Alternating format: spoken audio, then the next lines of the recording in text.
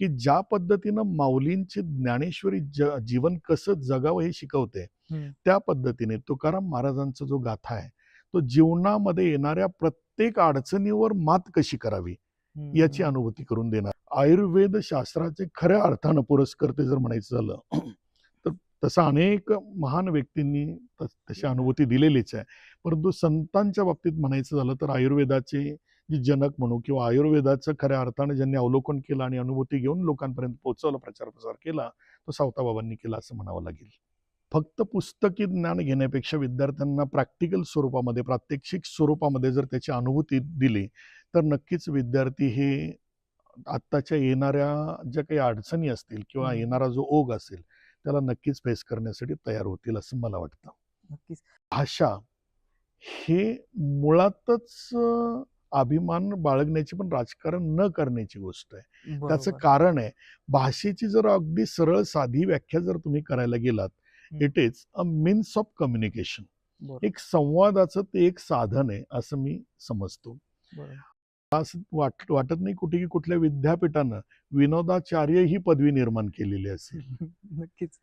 तर अशा पद्धतीच्या स्वनिर्मित स्वघोषित उपाध्या आणि पदव्या स्वतःच्या नावापुढे अटॅच करून आणि कीर्तनाला तत्वज्ञान बाजूला ठेवून केवळ एक विनोद निर्मिती किंवा लोकांना हसवण्याचं साधन आणि स्वतःचा प्रचार प्रसार करून घेण्याचं साधन आणि त्याला घेतलेला सोशल मीडियाचा आधार, त्यामुळे कीर्तनाची जी लेवल आहे ती बऱ्यापैकी आता थोडीशी ढासळल्याची दिसते. आणि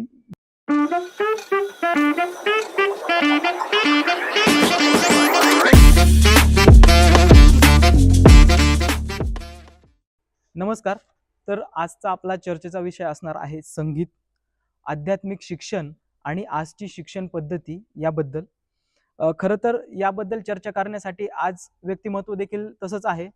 ते पिंपरी चिंचवड महानगरपालिकेचे जे संतपीठ आहे त्याचे मुख्याध्यापक आहेत, उत्तम कीर्तनकार आहेत, गायक देखील आहेत आणि त्यांचा संत साहित्याबद्दल खूप मोठा अभ्यास आहे. ते PhD देखील करतात. तर यांच्या बरोबर आज आपण या सर्व विषयांवरती चर्चा करणार आहोत. तर आज आपल्यासोबत आहेत हरिभक्त परायण ज्ञानेश्वर महाराज घाडगे sir. Sir Ramkrishna Hari. Ramkrishna Hari. Sir सगळ्यात पहिलं तर माझं असं कन्फ्युजन होतं की मी महाराज म्हणू किंवा सर म्हणू, तर तुम्ही सांगा की काय म्हणू, म्हणजे आपल्या पूर्ण पॉडकास्टमध्ये मी ते बोलत जाईल. खरं तर सर्व क्षेत्र एकमेकांपेक्षा वेगळी आहेत. अध्यात्मामध्ये जर आपण पाहिलं तर अध्यात्मामध्ये एक आदरयुक्त भाव म्हणून महाराज अशा रीतीने बोललं जातं. शालेय वातावरणामध्ये जर आपण पाहिलं तर तिथे महाराज ही उपाधी न लावता तिथे सर ही उपाधी बऱ्याच लोकांकडून ती अभिप्रेत असते. परंतु या मंचावर सर्वच विषय आपण एकत्र आणत आहात तर आपल्यासाठी नक्कीच ते बंधन नसणार आहे. त्यामुळे आपला जो प्रश्न ज्या रिलेटेड असेल त्या रिलेटेड आपण तो शब्द नक्की वापरू शकतो. खरं तर सरांची ओळख आहे, पण मी त्यांना महाराज हेच म्हणेल कारण खूप दिवसापासून थोडीफार ओळख आहे त्यांची माझी. मग आपण महाराज म्हणून आपण पुढे कंटिन्यू करूयात. नक्कीच. तर तुमचं जे आहे आता मला तुमच्याबद्दल जाणून घ्यायला आवडेल, कारण तुम्ही गायन देखील करता, तुम्ही कीर्तन देखील करता, तुमची PhD देखील चालू आहे. तर आम्हाला, आमच्या सगळ्या प्रेक्षकांना तुमच्याबद्दल थोडक्यात सांगा.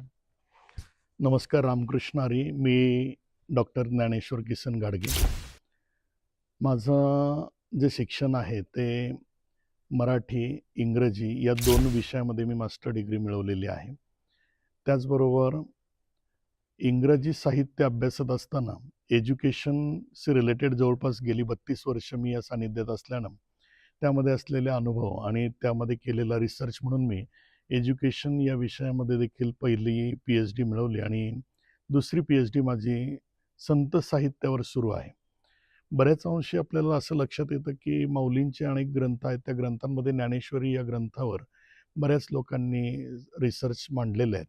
परंतु अमृतानुभव, चांगदेव पासष्टी किंवा हरिपाठ, माऊलींनी केलेलं स्फुट काव्यलेखन याच्यावर तेवढा रिसर्च झालेला नाही आणि म्हणून तर तो रिसर्च लोकांपर्यंत पोहोचावा, ती अनुभूती, ती माहिती सर्वसामान्य जनतेपर्यंत पोहोचावी आणि म्हणून PhD साठी पुणे विद्यापीठाच्या माध्यमातून मी हा विषय निवडलेला आणि सद्यस्थितीमध्ये ती PhD सुरू आहे. याच्या व्यतिरिक्त कलेची साधना करत असताना चित्रकला शिक्षक होण्याचं स्वप्न मी इयत्ता 8वी मध्ये ठरवलं आणि आयुष्यामध्ये ते देखील साकारलं.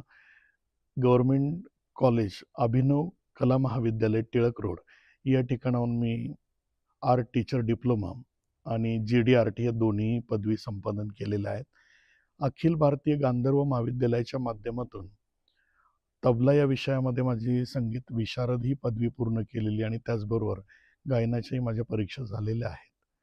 हे सर्व करत असताना फक्त एक आनंद या छंदाच्या माध्यमातून घेत असताना हा आनंद न राहता लोकांपर्यंत हे ज्ञान पोचवलं पाहिजे म्हणून जवळपास गेली 28 वर्ष अथर्व संगीत विद्यालयाच्या माध्यमातून संगीत कलेचं ज्ञानदान करण्याचं काम मी आणि माझे सहकारी करत आहेत. यामध्ये मोठ्या प्रमाणात माझ्या पत्नीचा रोल मोठा आहे आणि ती सगळे सांभाळते.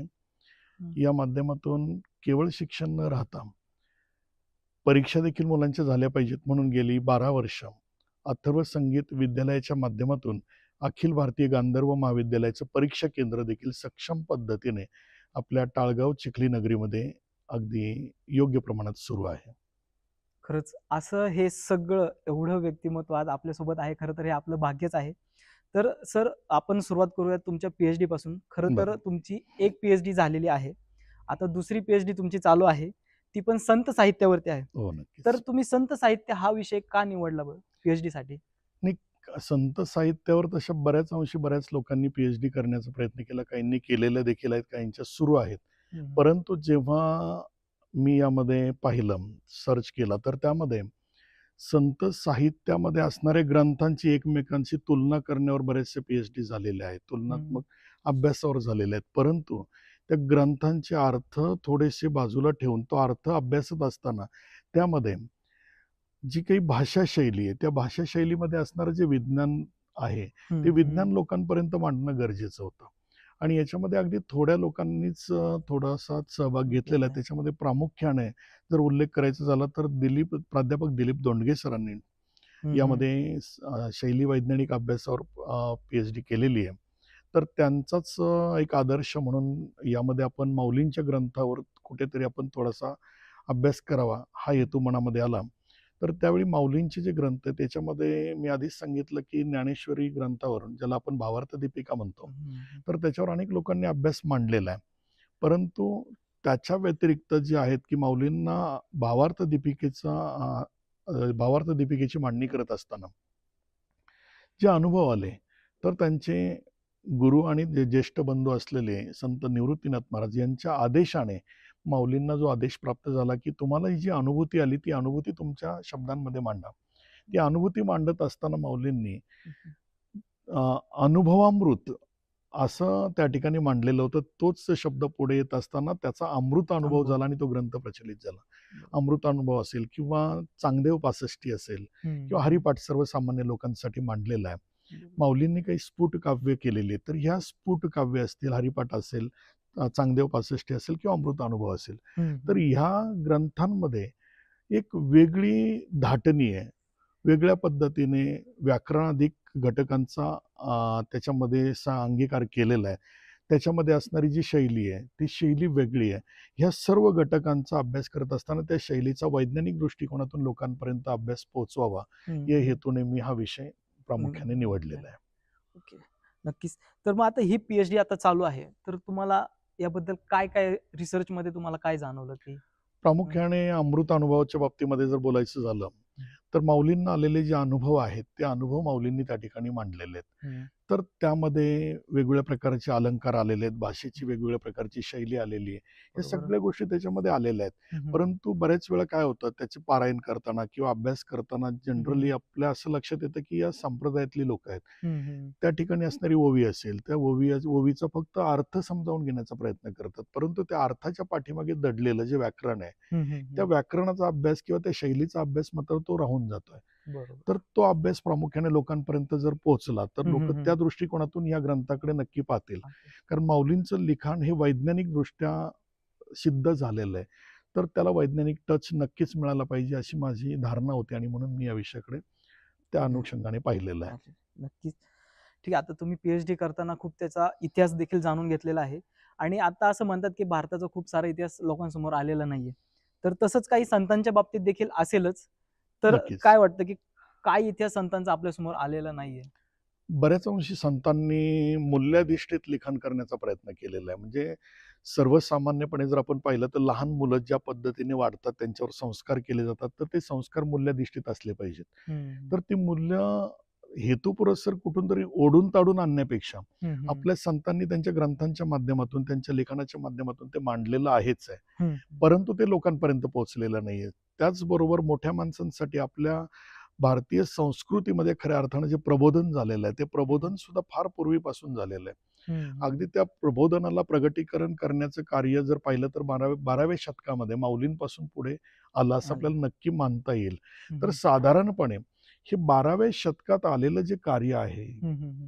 तर हे कार्य अजूनही तेवढ्या प्रचलित पद्धतीने पुढे आलं असं आपल्याला म्हणता येणार नाही. हम्म. कारण जर आपण अभ्यास केला तर आपल्याला असं लक्षात येईल की युरोप खंडामध्ये 17व्या-18व्या शतकामध्ये प्रबोधन झालं. हम्म. परंतु हे प्रबोधन मांडताना यशस्वीरित्याने त्याची मांडणी झाली आणि म्हणून कोणीही जरी प्रबोधनाचा अभ्यास केला तर ते युरोप खंडातील प्रबोधन लोकांच्या समोर येतं. बरोबर. परंतु त्याच्या अगोदर 12व्या शतकामध्ये माऊलींनी प्रबोधन सुरू केलं, नामदेवरायांनी प्रबोधन सुरू केलं आणि नामदेवरायांनी जी गादी प्रबोधनासाठी वापरली ती नारदाची गादी आहे. कीर्तनाच्या बरोबर. परंपरेच्या बाबतीत जर आपण विचार केला तर म्हणजे खरं प्रबोधन हे नारदापासून सुरू झालं. अनादी काळापासून सुरू झालं. तर ते प्रबोधन जगाच्या पुढे आलं पाहिजे, लोकांच्या पुढे आलं पाहिजे. परंतु कदाचित त्या दृष्टीने तेवढा अभ्यास म्हणा किंवा ती मांडणी झाली नाही आणि म्हणून ती मांडणी करण्याचा एक प्रयत्न आपण केला पाहिजे. या उद्देशाने आपण संत साहित्याकडे पाहावं असं मला वाटतं. बरोबर.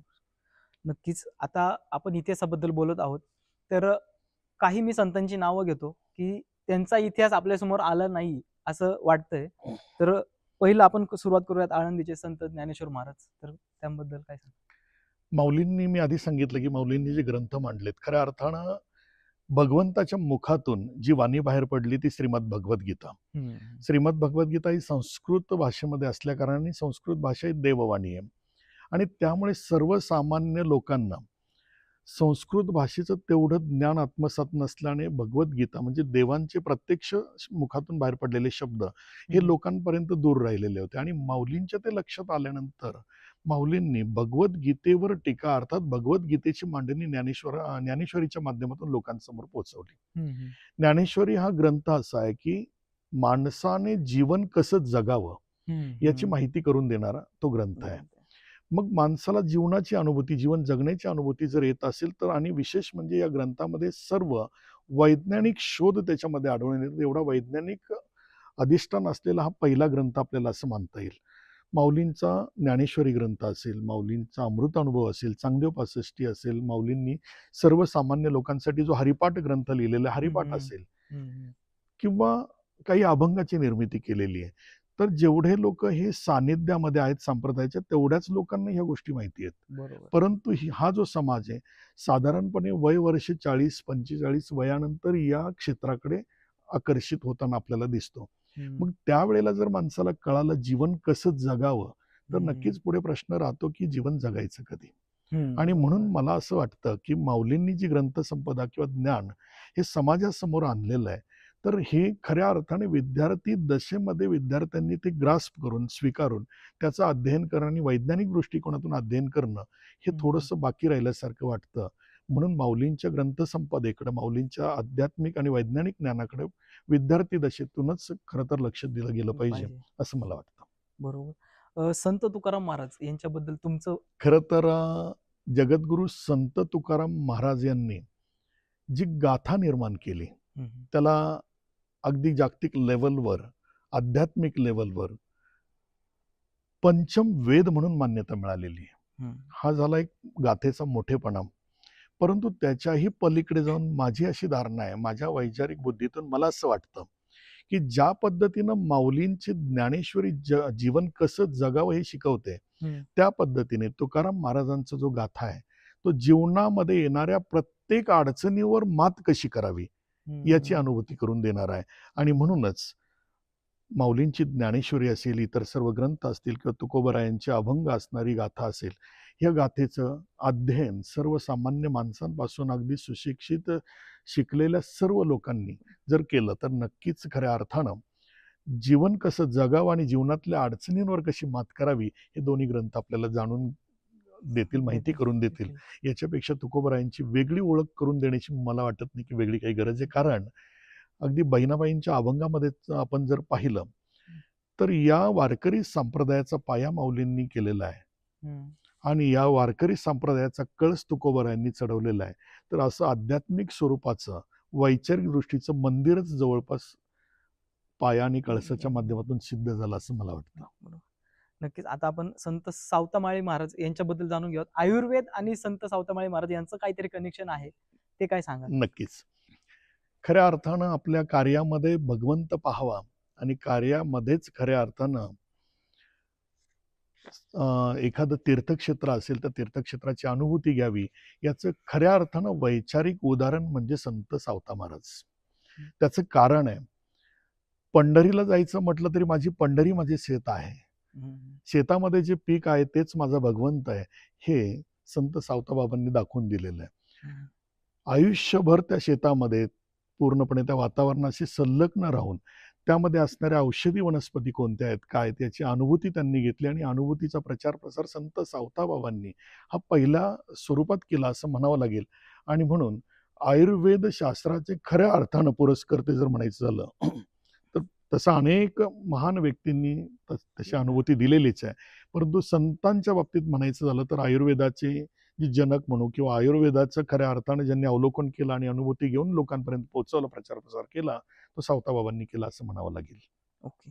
नक्कीच. खरं तर संतांबद्दल बोलायला गेलं तर खूप आहे. नक्कीच. आपण आता थोडं पुढच्या प्रश्नाकडे वळूयात. आता संत साहित्याबद्दल बरीच माहिती आलेली आहे. आता आपण आजची शिक्षण पद्धती आहे, विद्यार्थी आहे, जो आपला मेन टॉपिक आहे त्याच्याकडे येऊयात. नक्कीच. तर काय वाटतं की आजची शिक्षण पद्धती कशी आहे? काय वाटतं तुम्हाला? शिक्षण पद्धतीबद्दल बोलायला गेलं तर तो खूप मोठा विस्तृत विषय ठरेल. हम्म. परंतु विद्यार्थीभिमुख जर पद्धतीचा विचार आपण केला तर आजची शिक्षण पद्धती ही NEPच्या माध्यमातून खऱ्या अर्थाने थोडीफार आता बदलल्याचं दिसतंय. फक्त पुस्तकी ज्ञान घेण्यापेक्षा विद्यार्थ्यांना प्रॅक्टिकल स्वरूपामध्ये, प्रात्यक्षिक स्वरूपामध्ये जर त्याची अनुभूती दिली तर नक्कीच विद्यार्थी हे आत्ताच्या येणाऱ्या ज्या काही अडचणी असतील किंवा येणारा जो ओघ असेल त्याला नक्कीच फेस करण्यासाठी तयार होतील असं मला वाटतं. नक्कीच. तुम्ही आता संतपीठाचे मुख्याध्यापक देखील आहात. तुम्ही खूप सारे विद्यार्थ्यांना ऑब्झर्व करता. तर काय वाटतं की आजचा विद्यार्थ्यांमध्ये काय कमतरता आहे किंवा काय प्लस पॉईंट आहेत? काय वाटतं तुम्हाला? खऱ्या अर्थानं जर पाहिलं तर आजचा विद्यार्थी हा सोशल मीडियाकडे बऱ्यापैकी आकर्षित झाल्याचं आपल्याला जाणवतं. सोशल मीडियाला मी दोष देत नाही, परंतु त्याचा अंगीकार किती करावा, काय करावा आणि त्याची आपण अनुभूती घेऊन आपला अमूल्य वेळ किती आपण वाया घालवतोय, तर याच्याकडे विद्यार्थी दशेपासूनच लक्ष देणं फार गरजेचं बनलेलं आहे. त्याचं कारण आहे की पालकांना त्यांच्या मुलांकडे जो जेवढा वेळ देणं गरजेचं आहे तर तेवढा वेळ आता दिला जात नाही असं मला वाटतं. कारण पूर्वीची जी कुटुंब व्यवस्था होती तर ती एकत्रित कुटुंब व्यवस्था होती. अनेक कुटुंबात मेंबर असायचे आणि हे सदस्य जे मेंबर जे आहेत, समजा एखादी व्यक्ती बाहेर कामानिमित्त गेलेले असतील तरी इतर व्यक्ती त्या विद्यार्थ्यांना मुलांना घडवण्यासाठी त्या ठिकाणी कार्यरत असायचे. परंतु आत्ताची जी कुटुंब पद्धती आहे तर ती मर्यादित कुटुंब पद्धती झाल्या कारणानं आणि त्यामध्ये त्या घरामध्ये असणारे जे आई वडील आहेत ते दोन्ही व्यक्ती ही कामानिमित्त जर बाहेर असतील तर त्या मुलांकडे तेवढ्या पद्धतीने लक्ष दिलं जात नाही. आणि जरी ते घरी असतील तरी घरातील कामामध्ये व्यत्यय नको म्हणून त्या मुलांना प्रामुख्याने डिव्हाइसकडे, मोबाईल सारख्या किंवा TV सारख्या डिव्हाइसकडे आकर्षित करून त्यांना त्या ठिकाणी गुंतवून ठेवलं जात आहे आणि बऱ्याच अंशी मुलांचा वेळ हा त्यामध्ये जातोय. बराचसा स्क्रीन टाइम जर आपण चेक केला तर तो प्रामुख्याने ही सोशल मीडियाचे जे काही ॲप्स असतील त्याच्यामध्ये खर्च होताना दिसतो आणि त्याच्यामध्ये अभ्यास आणि अभ्यासाला दिलेला वेळ हा थोडासा कमी असल्याचं जाणवतंय. म्हणजे ज्या पद्धतीने आम्ही विद्यार्थी घडवतोय तर विद्यार्थी घडवत असताना आम्हाला आता अशी गरज वाटते की विद्यार्थ्यांपेक्षा पालकांना प्रशिक्षित करणं फार गरजेचं आहे. इकडे थोडंसं आकर्षित करणं गरजेचं आहे. त्यामुळे विद्यार्थी आजचा जो आहे तर तो अभ्यास आणि इतर त्याचे काही छंद असतील, खेळ असेल तर याच्याकडे थोडासा जास्त आकर्षित व्हावं आणि सोशल मीडियाचं आकर्षण त्याचं कमी व्हावं याच्या दृष्टीने आम्ही थोडा प्रयत्न करतोय. बरोबर. नक्कीच. तर आता आपण विद्यार्थ्यांबद्दल बोललो. आता शिक्षण पद्धतीचा चर्चा चालूच आहे आणि जी संतपीठ संकल्पना आहे की शिक्षण पद्धतीला अध्यात्माची जोड देतो. नक्कीच. तर अध्यात्माचं शिक्षण आजच्या जमान्यात किती महत्वाचं आहे, काय सांगा? मूल्याधिष्ठित प्रणालीने जर विचार केला तर प्रत्येक शाळेमध्ये हे संतांचं साहित्य हे विद्यार्थ्यांपर्यंत पोहोचवणं फार गरजेचं आहे. त्याचं कारण आहे की आपण स्वतःहून कितीही मूल्य देण्याचा प्रयत्न केला तरी ती प्रत्येक मूल्य, प्रत्येक संस्कार हे संतांनी लिहिलेल्या त्यांच्या साहित्याच्या कुठे ना कुठेतरी चौकटीत बसताना आपल्याला दिसतंय. मग हे रेडीमेड मटेरियल आपल्यासमोर संतांनी दिलेलं आहे. मग ते त्यांच्या ओव्या असतील, अभंग असतील किंवा त्या तद्रूप काही संस्कारक्षम कथा असतील, तर या कथा मुलांपर्यंत पोहोचवल्या तर अप्रत्यक्षपणे, प्रत्यक्षपणे मुलांमध्ये संस्कार रुजवायला अधिक सोपं जातं. याची अनुभूती आम्ही घेतोय. खऱ्या अर्थानं संतपीठाचं हेच मूळ वैशिष्ट्य मानलं तरी वावगं ठरणार नाही. त्याचं कारण आहे की अभ्यासक्रमामध्ये जी 14 मूल्यांचा अंगीकार केलेला आहे, या 14 मूल्यांनाच आधारभूत असणारं आपलं हे सर्व संतांनी लिहिलेलं संत साहित्य आहे. आणि हे संत साहित्य जर विद्यार्थ्यांना आपण उपलब्ध करून दिलं तर प्रत्यक्षपणे हे विद्यार्थ्यांपर्यंत पोहोचेल आणि हा उद्याचा जो नागरिक बनणार आहे हा नक्की संस्कारक्षम बनेल. आता संस्कार आणि विद्यार्थी यांच्याकडे जर आपण थोडंसं पाहिलं तर बऱ्याच वेळा काय होतं, आम्ही ज्ञानेश्वरी शिकवतोय, आम्ही भगवद्गीता शिकवतोय, गाथा शिकवतोय किंवा एकनाथी भागवत मुलांपर्यंत आम्ही पोहोचवतोय, ठीक आहे, मान्य आहे. परंतु लोकांची याच्याबाबत थोडीशी एक वेगळी धारणा अशी बनते की मग हे विद्यार्थी पुढे कीर्तनकार बनवायचेत का किंवा प्रवचनकार बनवायचेत का? तसं अजिबात नाहीये. कारण कीर्तन आणि प्रवचन म्हणजे माझ्या स्वतःच्या अनुभवावरून विचार करतो, कारण मी स्वतःही कीर्तन करतो, प्रवचन करतो, मान्य आहे.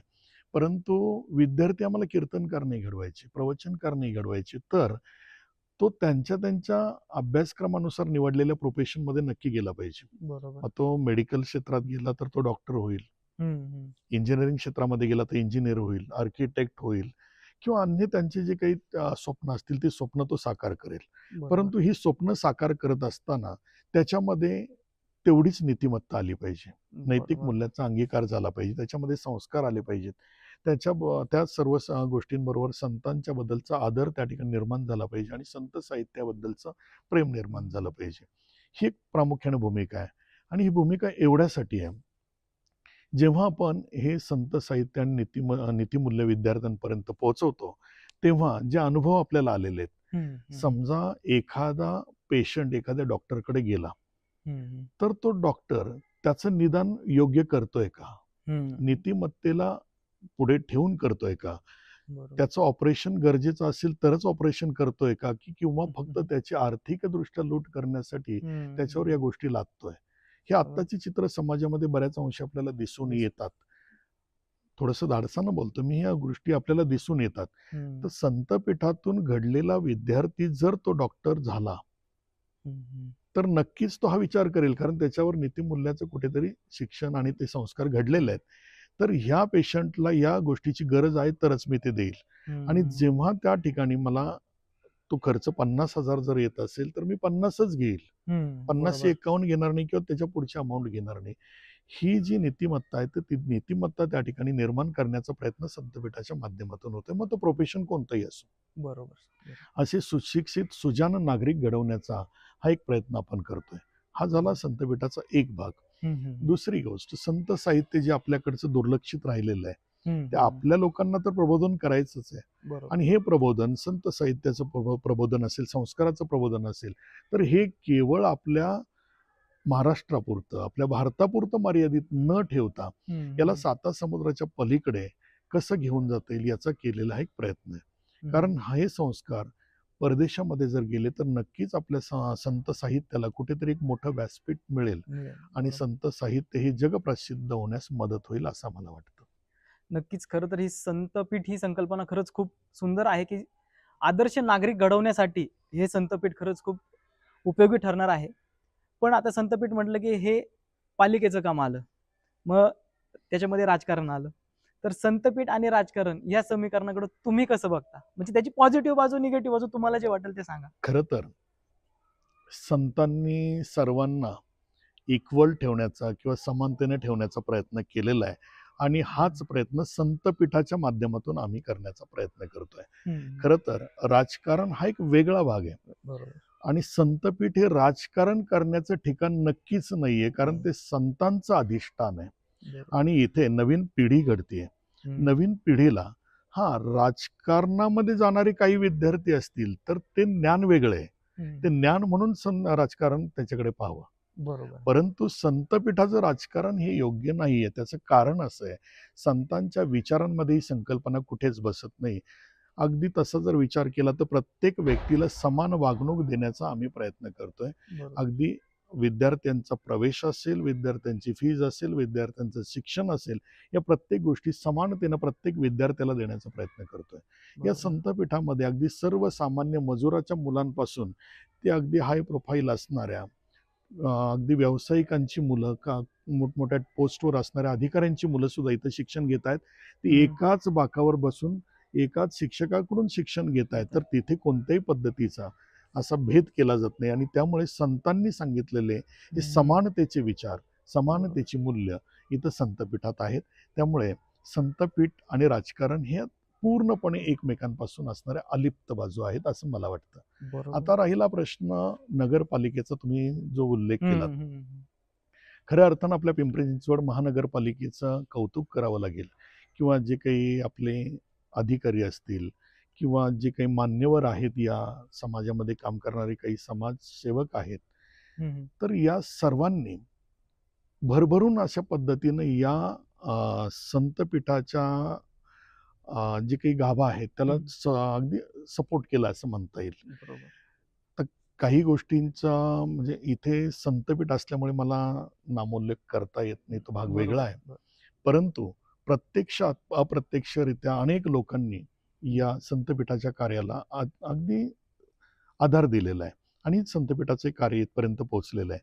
पिंपरी चिंचवड महानगरपालिकेची खरं तर ही पहिली CBSE बोर्डाची संकल्पना आहे आणि CBSE बोर्डाच्या संकल्पनेला आपल्या संत साहित्याची जोड देणारं हे संतपीठ माझ्या माहितीप्रमाणे भारतातलं नव्हे तर जगातलं पहिलं प्रत्यक्ष स्वरूपात सुरू झालेलं संतपीठ म्हणावं लागेल, की जिथे विद्यार्थ्यांच्या संस्काराला आणि शिक्षणाला अगदी समानतेनं त्या ठिकाणी चालना मिळते. ओके. बरोबर. कारण आपण आधी संतपीठाचे जे संचालक आहेत त्यांचा पॉडकास्ट घेतला होता. त्याबद्दल संतपीठाबद्दल खूप सारी माहिती मिळालेली आहे. तर आता आपला पुढचा प्रश्न, आत्ताच जसं की राजकारण म्हणतोय, राजकारणाचा पण विषय चाललेलाच आहे, राजकारण आणि शिक्षण पद्धती. तर आपल्याला राजकारणाकडे वळायचं नाहीये, पण जो आता सध्या शिक्षणामध्ये राजकारण घालून जो भाषेबद्दलचे जे काही प्रयोग चाललेले आहेत त्याच्याबद्दल तुम्ही कसं पाहता आणि तुमचं मत काय आहे? तसा जर विचार केला तर अगदी वयवर्ष 3.5-4 वर्षापासूनची जी मुलं आहेत त्यांची ग्रास्पिंग कॅपॅसिटी फार मोठी असते. त्याची अनेक उदाहरणं आपल्याकडे इतिहासामध्ये आहेत. किती शिकावं याला मर्यादा नाहीये. बरोबर. ज्याच्या त्याच्या ग्रास्पिंग कॅपॅसिटीनुसार, त्याच्या बुद्धिमत्तेच्या गुणांकानुसार त्याला जे शिकता येईल तिथे त्याला शिकण्यासाठी प्रवृत्त करावं. तिथे मर्यादा घालण्याची अगदी कुठे गरज नाहीये. त्याच्या पुढे जाऊन जर माझं मत म्हणून तुम्ही विचारत असाल तर मी नक्की हे सांगेल, भाषा हे मुळातच अभिमान बाळगण्याची पण राजकारण न करण्याची गोष्ट आहे. त्याचं कारण आहे, भाषेची जर अगदी सरळ साधी व्याख्या जर तुम्ही करायला गेलात, it is a means of communication. एक संवादाचं ते एक साधन आहे असं मी समजतो. आणि अगदी मी तुम्हाला आधीच म्हटलं की इतिहासापासून अनेक उदाहरण आहेत. अगदी आपल्या छत्रपती संभाजी महाराजांचंच उदाहरण जर घेतलं तुम्ही तर ते बहुभाषिक होते. अनेक भाषा त्यांना ज्ञात होत्या. अगदी लहानपणापासून त्याचं त्यांनी प्रात्यक्षिकरित्या त्या ठिकाणी माहिती करून घेतली. अनेक भाषा ते बोलत होते.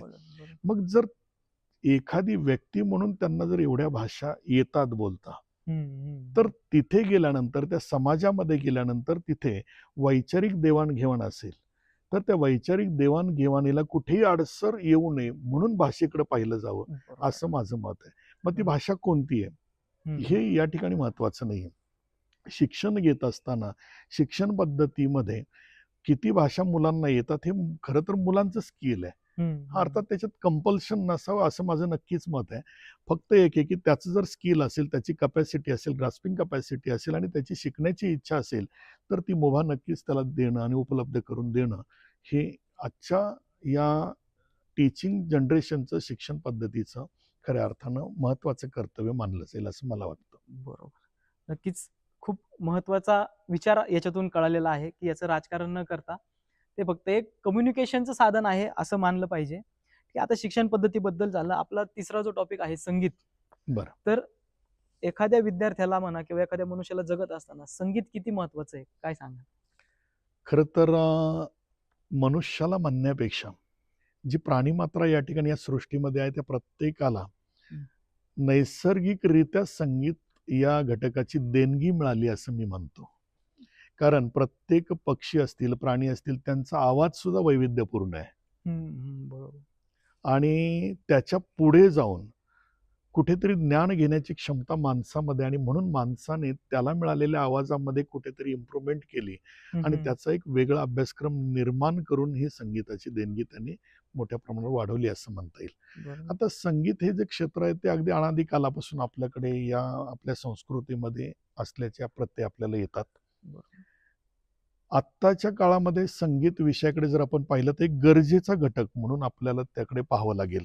ज्या पद्धतीने आपण आपली बेसिक मूल्य पाहतो, अन्न, वस्त्र, निवारा, त्याच पद्धतीनं माणसाला जर समाधानाने जगायचं असेल, माणसाने थोडंसं मेंटली डिप्रेशनमधून बाहेर येऊन रिलॅक्स लाईफ जर जगायचं असेल, तर त्यामध्ये संगीत या क्षेत्राचा फार मोठा वाटा आहे असं मला वाटतं.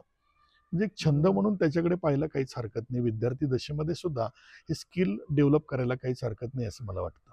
बरोबर. म्हणजे जीवन जगत असताना संगीत देखील तेवढंच महत्वाचं खूप आहे. महत्वाचं आहे, खूप महत्वाचं आहे. आता मगाशी तुम्ही जे डिप्रेशनचा उल्लेख केला त्याच्यावरून मला लगेच तरुणांची आठवण येते, कारण आमच्या वयातली भरपूर पोरं असे डिप्रेशन मध्ये आहेत. नक्कीच. आणि त्याच्या विरुद्ध दिशेला म्हटलं तर तुमचं कुठेतरी शिक्षण म्हणा किंवा पीएचडी असेल, वेगवेगळ्या क्षेत्रामध्ये तुम्ही उंच स्तरावरती आहात. तर आमच्या सारख्या तरुणांना तुम्ही काय सल्ला द्याल? विशेष करून प्रत्येक तरुणाने आपल्या इच्छेप्रमाणे म्हणा किंवा आपण ठरवलेल्या पद्धतीने जी काही आपली अचिव्हमेंट आहे ती तर मिळवलीच पाहिजे, परंतु त्याला जोडून कुठेतरी जीवन जगत असताना आपल्याला एक समाधानकारक जीवन जगायचं आहे किंवा तणावपूर्ण वातावरणातून बाहेर पडायचं आणि तणावमुक्त जीवन जगायचं असेल, तर त्याने या गोष्टींचा अभ्यास करणं गरजेचं आहे. मग यामध्ये फक्त संगीतच येईल असं अजिबात मला म्हणायचं नाही, तर त्याने संत साहित्य असेल त्याच्याकडे थोडं वळावं. त्याच्यानंतर वैचारिक मूल्य जतन करायची असतील तर वेगवेगळ्या लेखकांची पुस्तकं त्या ठिकाणी वाचण्याची आवड त्यांनी निर्माण करावी, म्हणजे वाचन कौशल्य त्याचं वाढेल आणि त्यातूनही त्याला रिलॅक्स राहता येईल. त्याच्याही पुढे जाऊन समजा या गोष्टींपेक्षा त्याला चित्रकलेची आवड आहे, तर चित्रकलेचे अनेक कोर्सेस आहेत, अनेक संकल्पना आहेत, तर त्या ठिकाणी अंगीकार करावेत. रांगोळीसारखे काही कोर्सेस आहेत ते त्याने शिकून त्या ठिकाणी आपला वेळ कसा सत्कारणी लागेल आणि आपण मेंटल म्हणजे डिप्रेशनमधून म्हणा किंवा जी काही मानसिक स्थिती आहे त्याच्यातून अगदी रिलॅक्सेशनकडे कसं येईल याच्याकडे त्यांनी पाहिलं पाहिजे. त्याचबरोबर संत साहित्याबरोबर काही कीर्तनाचा अभ्यास आहे, प्रवचनाचा अभ्यास आहे, संगीतमध्ये गायन असेल, वादन असेल, तर या गोष्टींकडे त्याचा कल थोडासा गेला तर नक्कीच त्याच्या आयुष्यातला, त्याच्या दिवसामध्ये जे काही वेळ आहे तर त्यातला वेळ त्याला त्या ठिकाणी रिझर्व्ह करता येईल आणि त्याचं आयुष्य नक्कीच त्याला फुलवण्यात मदत होईल असं मला वाटतं. बरोबर. नक्कीच तरुणांनी कुठेतरी सोशल मीडियावरती वेळ न घालवता कुठेतरी बिझी राहणं, स्वतःचं काहीतरी काम करत राहणं, याच्यामध्ये तो त्याला डिप्रेशन मध्ये जायला वेळ मिळणार नाही असं वाटतं. तर आता संतपीठाबद्दल आपण बोलतोय, जसं तुम्ही सांगितलं की संतपीठामधून आपल्याला फक्त कीर्तनकार किंवा प्रवचनकार घडवायचे नसून त्या त्या क्षेत्रात त्यांना चांगलं आदर्श संस्कार व्यक्ती बनवायचं मदत करतात. तर मग आपण जर कीर्तनकार घडवत नसू, पण आताचे जर मी कीर्तनकार पाहतोय की युट्यूबवरती सर्च केलं की कॉमेडी कीर्तन, हसवणारे कीर्तन, कीर्तन नाद कीर्तन असं पाहतोय, तर कीर्तनाबद्दल तुम्हाला काय वाटतं की आजची कीर्तन पद्धती कशी आहे? खऱ्या अर्थानं तो फार मोठा व्यापक विषय आहे म्हणजे तो बोलण्यासाठीचा. कारण नामदेवरायांपासून ते जगद्गुरु तुकोबारायांनी जी काही कीर्तन पद्धती समाजासमोर आणलेली, त्याचा अर्थ किंवा या संतांना ते वेगळं अभिप्रेत होतं. संतांनी मांडलेलं जीवनाधिष्ठित तत्वज्ञान हे समाजापर्यंत पोहोचावं, परंतु हे पोचवत असताना ते संतांनी ओव्या लिहिलेल्या आहेत, अभंग लिहिले आहेत, श्लोक लिहिले आहेत, ते समजावून घेण्याची तेवढी ताकद कदाचित शिक्षणाच्या अभावामुळे म्हणा किंवा भाषेच्या अभावामुळे लोकांपर्यंत नसेल.